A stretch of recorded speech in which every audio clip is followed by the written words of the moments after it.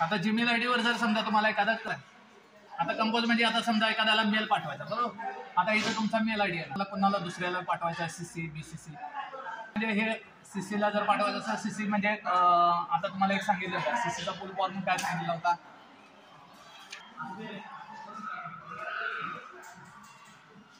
CC तर तुम्ही जे इतरांना पाठवायचं असेल तर CC द्वारे तुम्ही पाठवू शकता.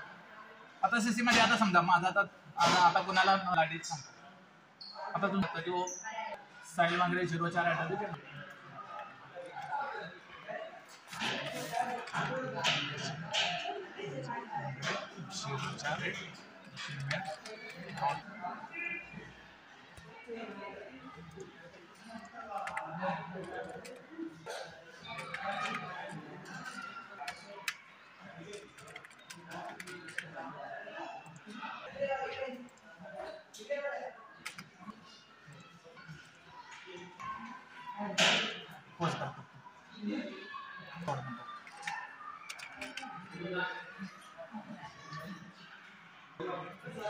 आता इथं बघा, इथं अटॅच फाईल आली.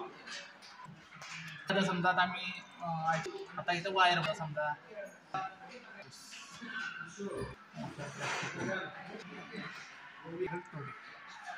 हे समजा इथं आता इथं आता इथं सर्किट कोड आता हे मी पाठवणार.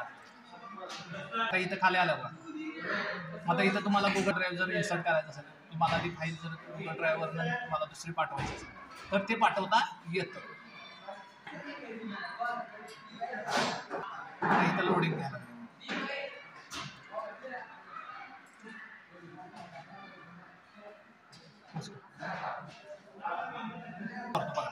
आता सेंड केल्यानंतर हे बघा आता इथं सेंड झालेलं.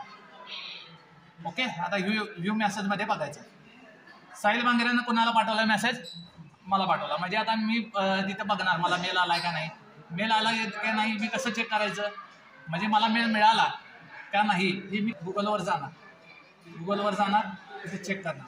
माझ्या मेल आयडीला जाणार, मेल आयडीला इथं बघणार. आता मेल आयडी इथं दिसतो.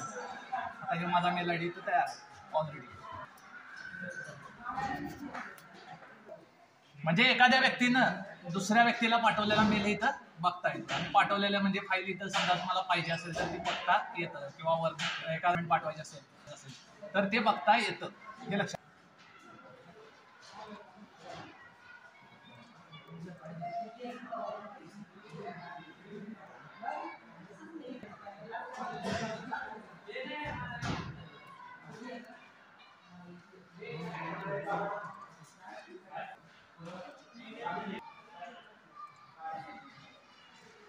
क्लोज कर.